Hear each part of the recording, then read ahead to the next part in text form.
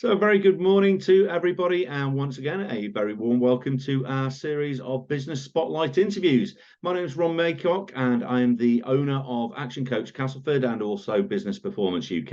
And I'm delighted this morning to be joined by Dalia Hawley. Very good morning to you, Dalia. How are you? I'm good, thank you. Fantastic. Well, it's great to have you with us. Now, Dalia is the founder of Dalia, I'm going to say Botanique, but somewhere close in terms of my pronunciation, which is a botanical-based skincare and treatments-based business. And we're going to be hearing a lot more from Dalia in just a few moments. Before we do that, though, I just really wanted to explain what the purpose of these interviews actually is. We're surrounded by some amazing businesses, and they each have their own stories to tell. These interviews actually help us share their journeys, showcase their achievements, and ultimately increase their exposure to the rest of the market. Now, this is all done in the name of abundance. So the more people get to hear about these businesses and the business journeys, the better. And that's for the use of people right the way across the UK and also internationally as well. So we're doing these on an international basis. So really maximizing the global profile of some of these businesses. So without further ado, I'm going to hand over to Dalia. So Dalia, tell me a little bit more about Dalia Botanique. Hi, thank you so much. Dalia Botanique is a natural skincare brand. We're based in Yorkshire.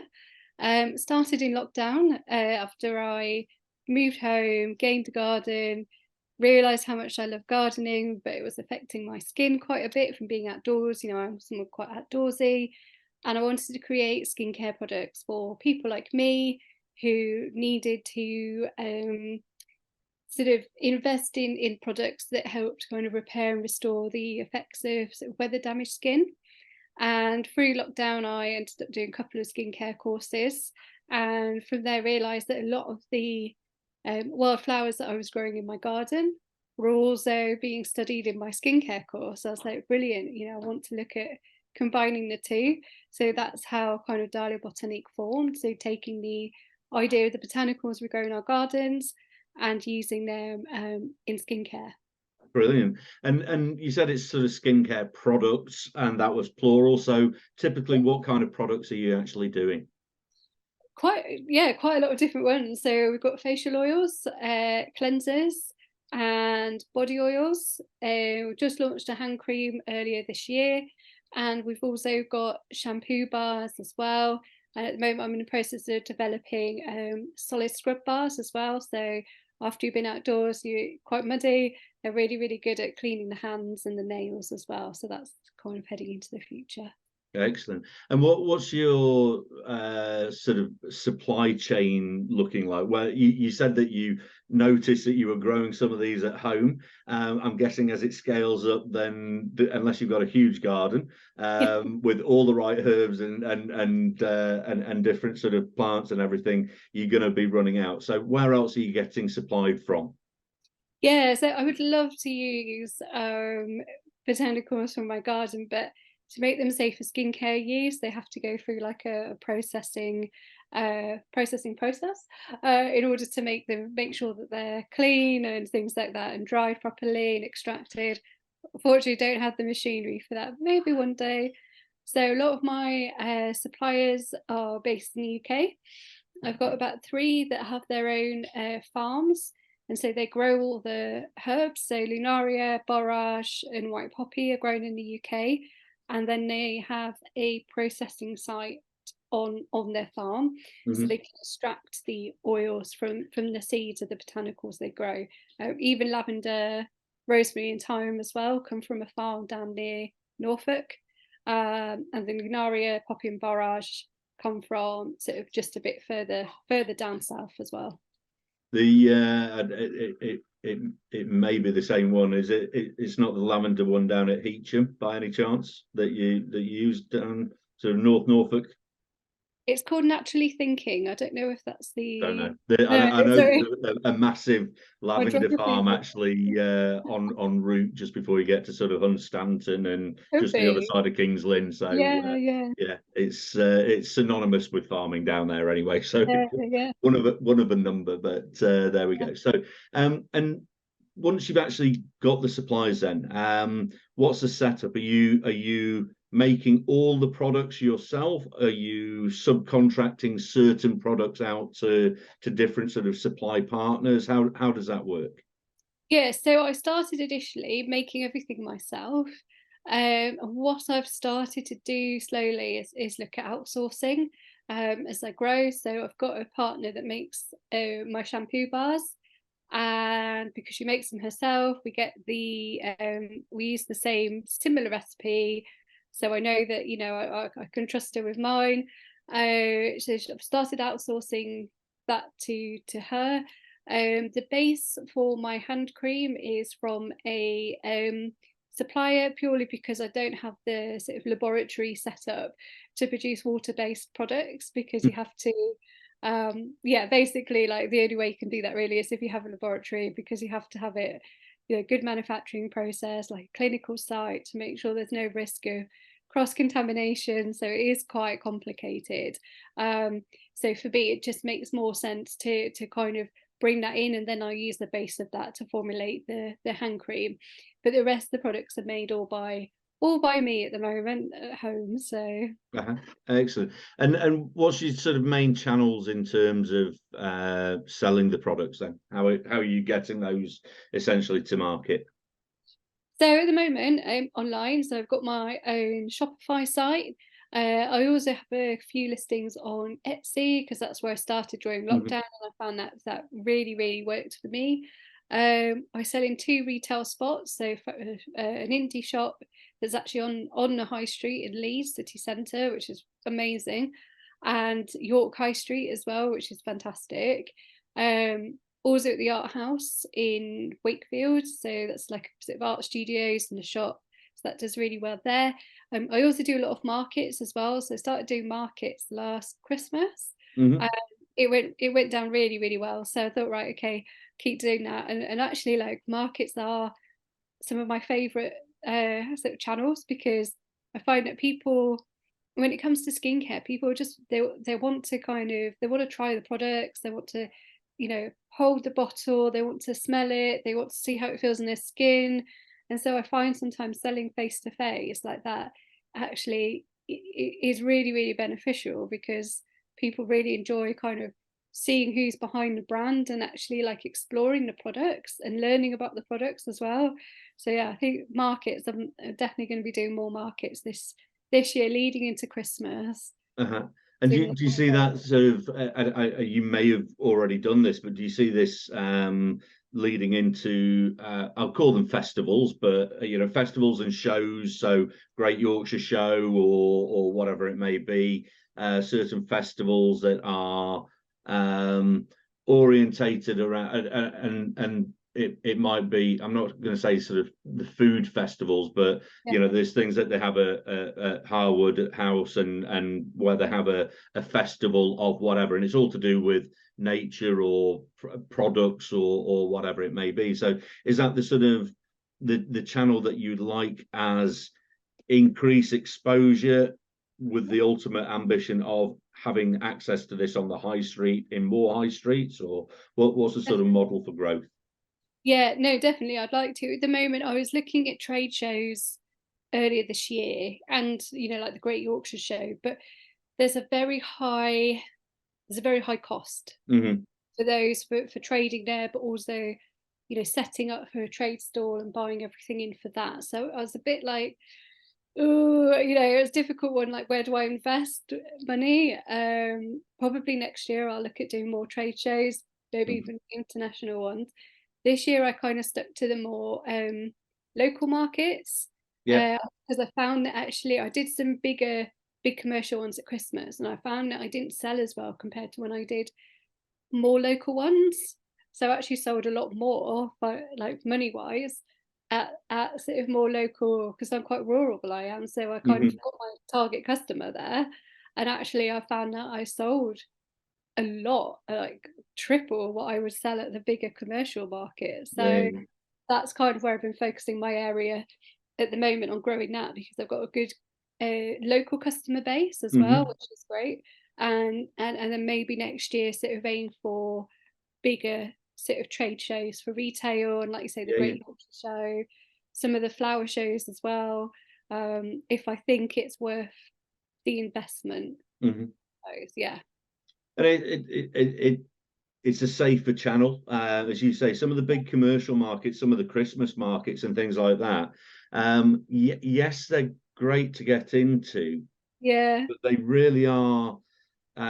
One, there's an awful lot of noise, as I will call it. Yes. I There's lots of choices. There's lots of different options. Um, and often the footfall is really geared around certain things. So, you go to a Christmas market, you probably want some hot wine and this, that, and Yeah. the other.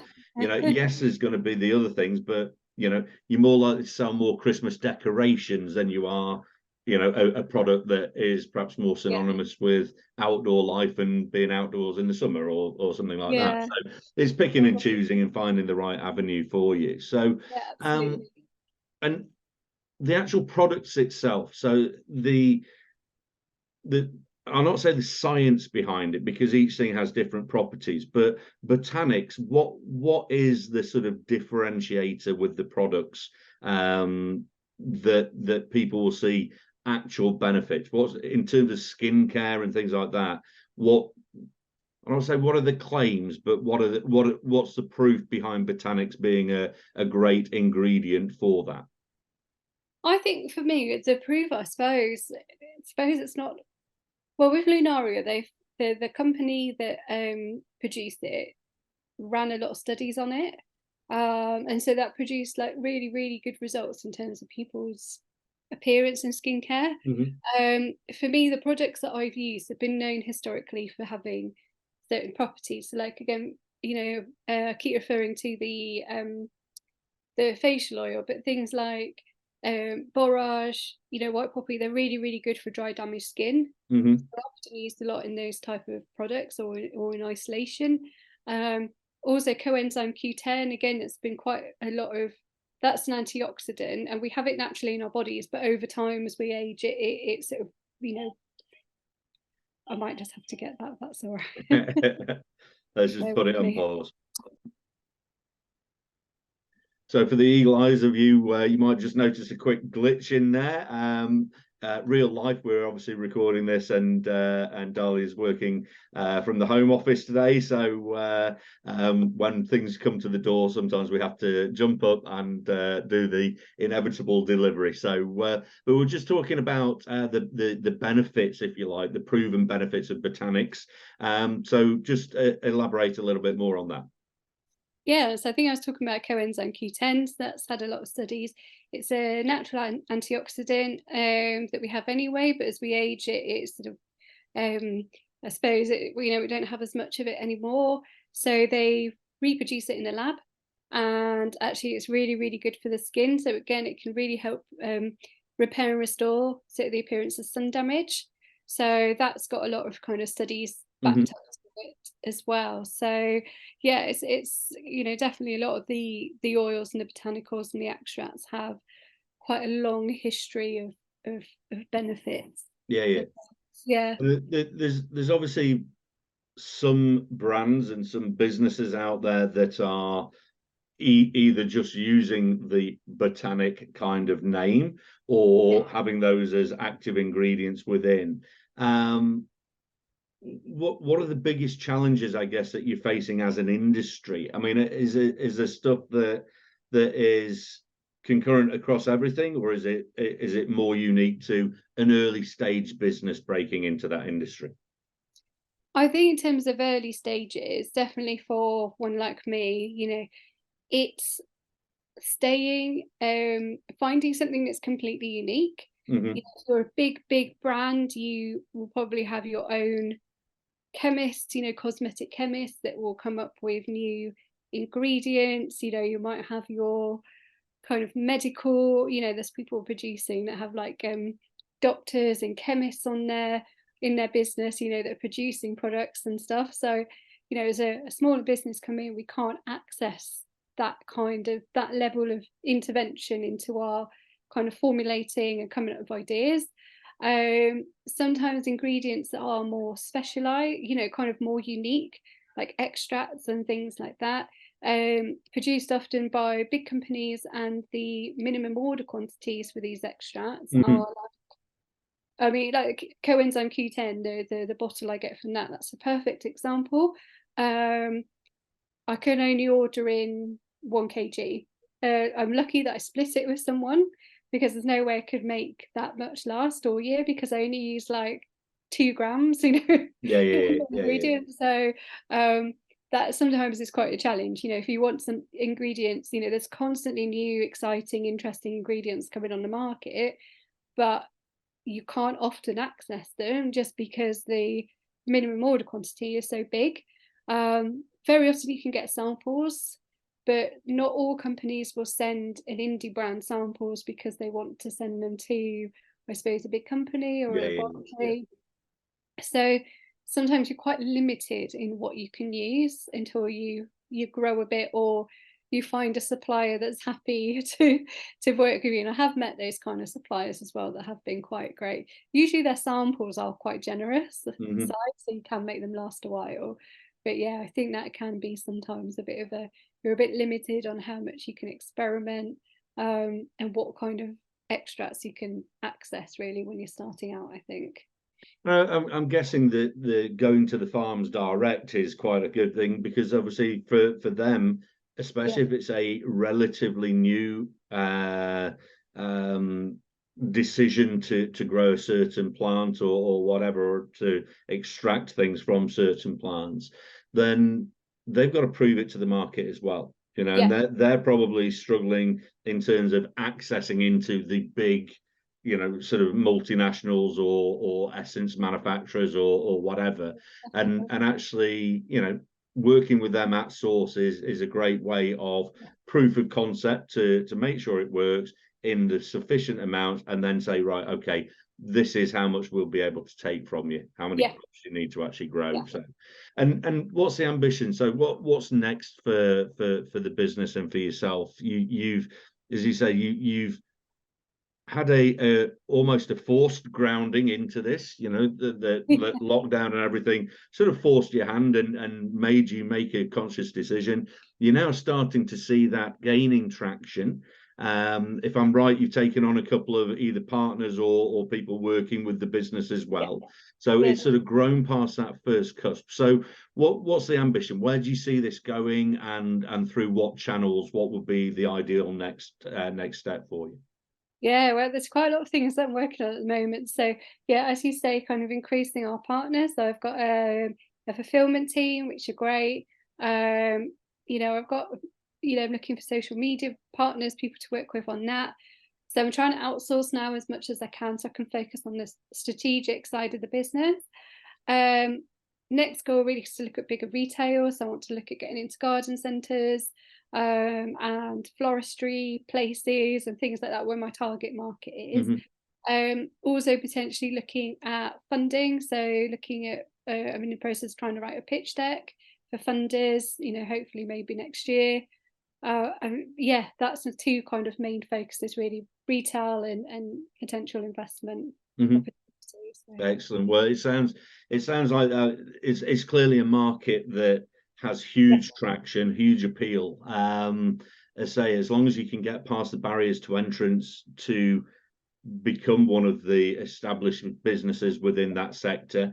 As you say, a lot of these not only have their own range of products, they actually already have pre-existing retail outlets where they can distribute them as well. So yeah, unless you're going to white label your products for someone else, and sort of own label it, then I suppose that would be the other way of scaling up, yeah, to build cash flow. But sounds like a very exciting time of things that are actually happening in that market. So yeah, it's bringing us towards the end, and it's one of these that we could unbox this, and start going on into huge detail about the markets and everything like that. But is there any areas that we've not covered, or anything that you'd like to add, or anything that you feel would get people to understand where you are on the journey, and how it's going to pan out as the next step?